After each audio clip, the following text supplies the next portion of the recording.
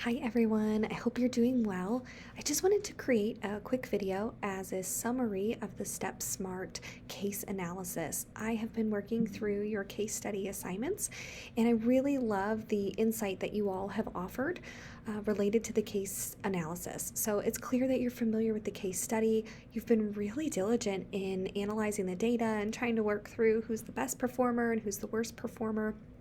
And I did find myself making some similar comments across assignments, and I thought it'd be helpful just to have a quick kind of wrap up debrief video for you all. So, at the core of this case study, at the kind of heart of what it's getting at, is this tension between trying to assess results and trying to assess behavior. And what can happen if we tend to focus only on one versus the other. So, in the current StepSmart environment, the emphasis tends to be on quantitative metrics, on looking at sales, at looking at how an employee is performing financially and how they're contributing to the financial goals of the organization. And what we get from the details is that there are notes being made, some of this qualitative feedback, behavioral feedback on employees, but there's not really a clear mechanism for how to combine these two sources of data. And what we really come to see is that employees who are performing well quantitatively, that are getting results, may be doing so at the expense of certain behaviors. So I guess the kind of underlying take-home message is this. An employee who gets results, successful results, using ineffective or unethical behavior is not a good employee. They are not a good performer, and we need to be concerned. And the reason that it's problematic to only focus on results is that we might be missing some of these behaviors that employees are engaging in. And in the last lesson, we learned how performance can be broken down, performance behaviors can be broken down into these four dimensions. We have task performance, adaptive performance, contextual performance, and counterproductive work behaviors.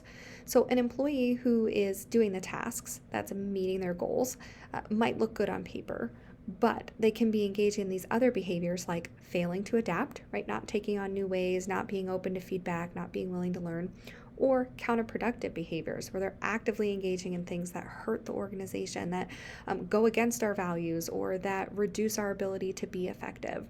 So it's our really imperative that we try to assess both results and behaviors. Because on the flip side, you can have an employee that doesn't look good on paper, that maybe isn't reaching their goals, but is engaging in the right behaviors. So they're doing what they're supposed to. They're making the sales calls, they're putting in the hours, they're doing the follow-up, but it's not converting into sales. That could be a coaching opportunity. What can we do to help that employee convert? This might be an opportunity for us to step up as mentors or as leaders and say, look, we recognize you're doing the behaviors, but it's not leading to this intended outcome and you're falling short. So what can we do? And here's where we could brainstorm, or perhaps mentoring to pairing a new employee with a more seasoned employee so that they can learn the ropes and kind of get a head start. So really at the core of this study, or the core of the case analysis here, is just to say there is a tension and that there are trade-offs. And by focusing only on one aspect of performance, we're missing out on really key information that can tell us about whether or not an employee is a good performer or not.